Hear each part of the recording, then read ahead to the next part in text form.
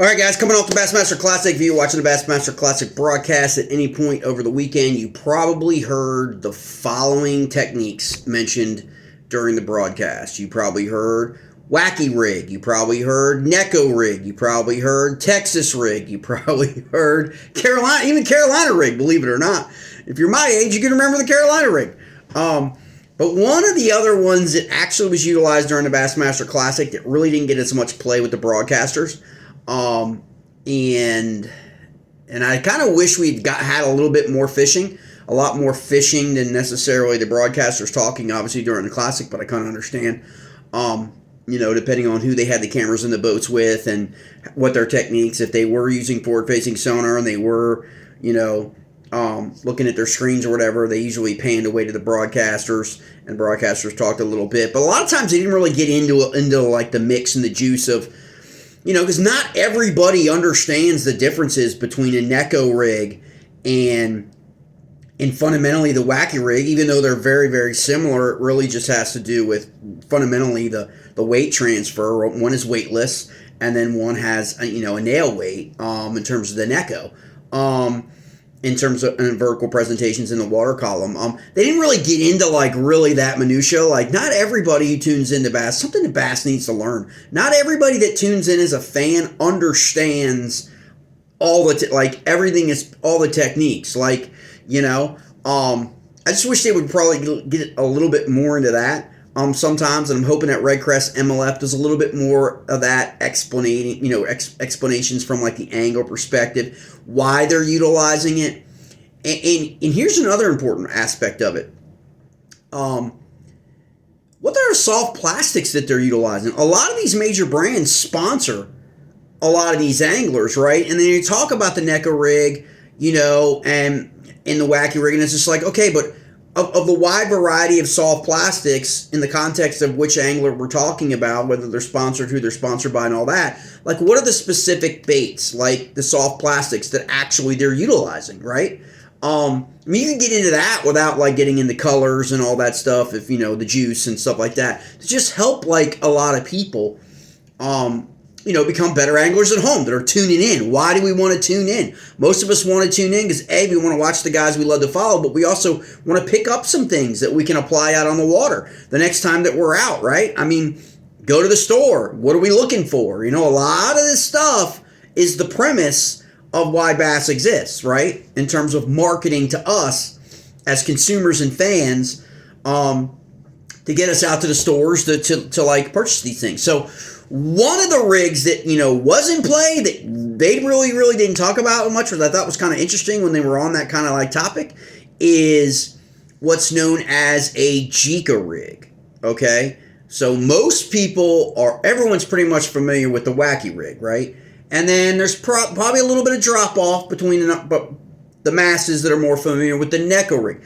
Then there's a major drop-off in terms of how many people that you talk to are familiar with the Jika rig. It's just not, it's more of a Japanese style, use. I think there were 3 in the Bassmaster Classic from Japan. I think there were 5 international anglers. Man, maybe more than 5 because of the Canadians. Okay.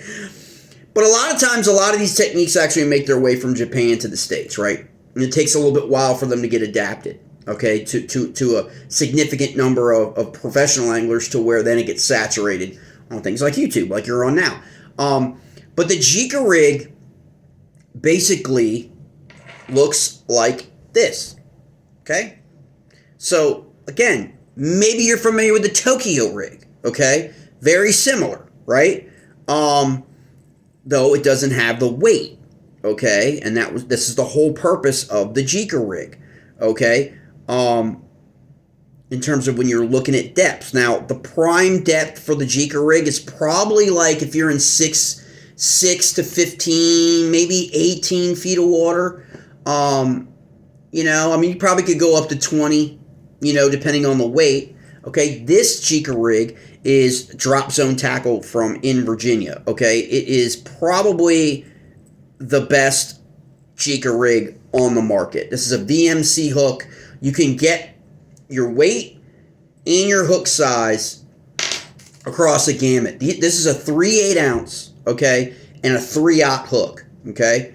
You can also get a 4/0, and this is how it's packaged. You can get a 4/0 with a 1/2 ounce. So that's a biggin, okay? If you want to get down, 20 feet plus. Here's a 1/4 ounce, which is my favorite. 1/4 ounce and a 3/0 hook, okay? VMC hook, all right?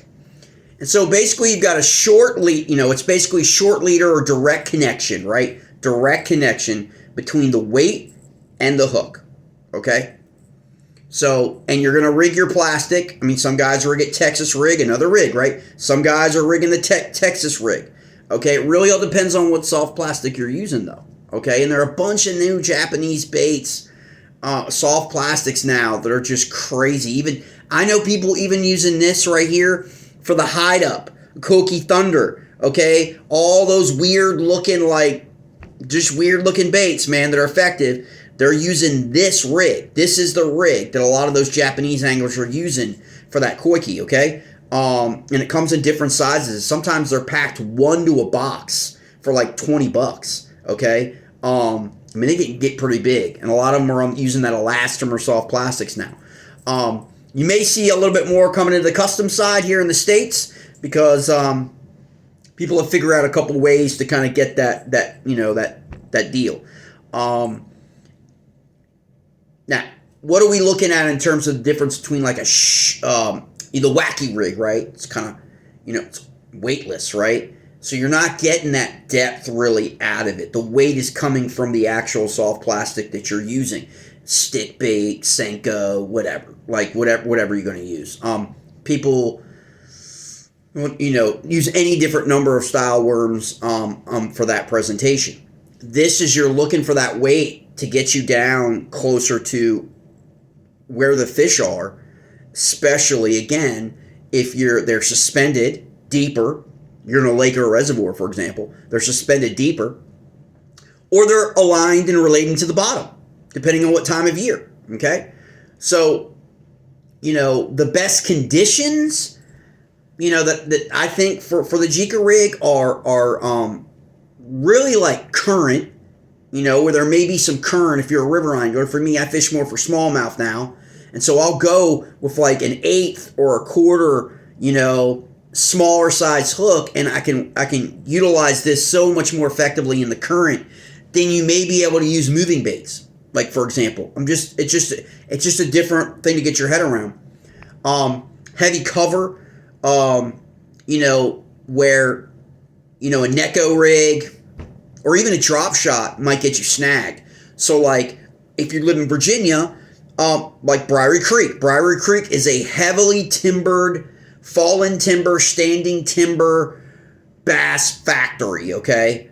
Consistently puts out 10-pound bass, okay? And for Virginia, that's a big deal, all right, in our region, okay? Again, a little bit more effective for you to limit those snags that you would get, in that cover or in that timber that you would on a Neko or necessarily a drop shot, right? Typically, the Jika probably isn't utilized as much in the spring. It's not utilized as much in like the pre-spawn or the spawn. It's more like utilized, I think, by the summer. But you've got to remember when you're watching Japanese anglers, their water temperature, their seasons are different than ours. And so you kind of have to play that game with, okay, what's that water temperature? So probably 65 to 85 degrees is probably the optimum range for a Jika rig, okay? And again, optimum structure, it's awesome around structure. It could be rock, brush piles, like I said, wood, grass edges, go lighter. You don't want that fall. Depending on how deep your water is, even if you're in the current, you may want to go to a lighter weight because you don't want to fall as fast. Remember, it's more of a vertical presentation, right? Okay?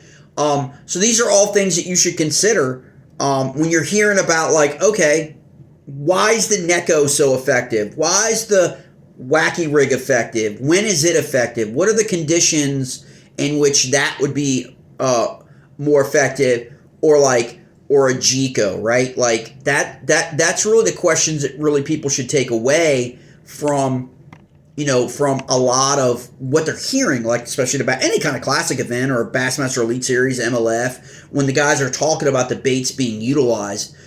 How deep's the water? What's the water clarity? What are they targeting in terms of relating to? Like you saw a lot of that at Ray Roberts where they were relating, like people like Hunter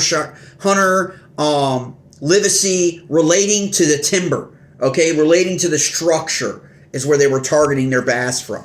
And so that's just a way you can do it. In terms of soft plastics, for you guys like, that are, big retail, big box guys, the power baits predominantly used by a lot of the pro anglers, Sugar Crawl, Strike King, Rage Crawl, all that stuff can go on a Jika rig, right?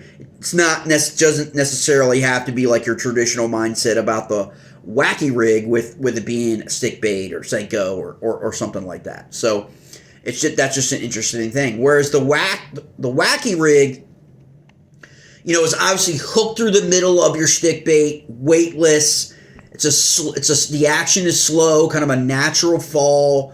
You can twitch it or wiggle the motion, kind of manipulate it yourself with the rod tip. It's more effective in shallow to, I would say, like I'd say 8 feet. I know a lot of people say 10 feet, but probably like 6 to 8 feet would be like before I would switch to, another one or recommend someone switching to another one. The Wacky's obviously optimum is clear, clear to stain waters, when the bass are kind of finicky, can be like that, I tend to prefer it myself, like during a post spawn where, not the pre-spawn, because I feel like bass are aren't as finicky in they're feeding up. They're going to feed up for the spawn. So again, to each his own when it comes to this stuff, but there are people who love the Wacky in the pre-spawn, okay? That swear by it. I just like it more so in the post spawn. 55 degrees is probably your starting point for the Wacky. So about 10 degrees less in water temperature. So again, that's why more people begin with the Wacky in the spring, because the water temperatures are going to move up as we get closer to summer, right? And that could be why that seasonality push for the Wacky, more people are more aware of it because of being out in the spring, more people fishing, pre-spawn into spawn. Again, Wacky, probably more utilized, submerged grass, laydowns, docks, especially docks, any kind of shoreline bank cover, is pretty perfect. Trying to think about your probably soft plastics, Yamamoto, great starting point if you're in that. We're not talking custom, and we're just talking about big box store, okay, for the masses, all right? Because I know a lot of people aren't familiar with a lot of the custom brands, but Yum, the Dinger, obviously is probably the number one. The Zoom, another brand, perfect for the Wacky rig, perfect, for a lot of these bait presentations, so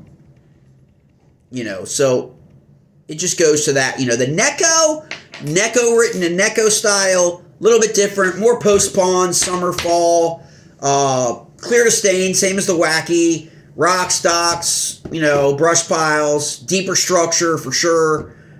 Like I said, can get up to 18 to 20 feet. Some guys fish the Neko all the way to 30 feet. A lot of guys are fishing the Neko at Ray Roberts, okay? For sure. And,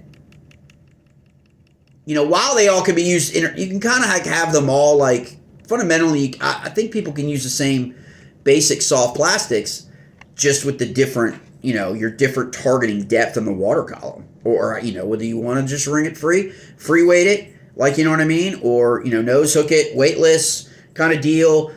People do that with flukes. I put a fluke on freaking a Jika before. You got to try these things out. Some of the new Crush City baits work just as fine on a freaking Jika rig as they do for a hover rig or a Horizon head from Gamakatsu. For people that are freaking, using their forward-facing sonar. You just gotta play around with it a little bit, okay? And I think that for the Neko and the Wacky, Yamamoto, I think the Senkos from Yamamoto are probably the best starting point. The Trickworms from Zoom, RoboWorm, another prime example for the Neko.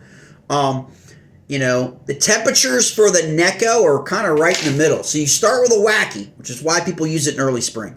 Start with a Wacky at like 55 degrees. Your Neko is about like 60 to 65. So when you can start throwing that. And then obviously the Jika rig comes in as we get closer to early summer and then run through the summer because it can go all the way up to like 85 degrees. And Neko can go that. They all can go that high if you're going to try it, but being in their optimum level. So this is your Jika rig, okay, from Drop Zone Tackle. You can find them online, dropzonetackle.com. Come in various sizes. Drop Zone Tackle is also home to the Rattling Shaky Head. Okay, you want to check that out as well. I'll do a video on that. Hopefully, we're gonna get some opportunities to throw that as well as the Jika coming up. Probably in about 6 or 8 weeks when the water warms up a little bit more. We'll get you some fish caught, some fish videos using this, changing up our different JDM soft plastics and things like that on this rig. That really are what the rig is meant for. Because that's what the rigs were designed for a lot of those soft plastic baits coming out of Japan. All right, guys.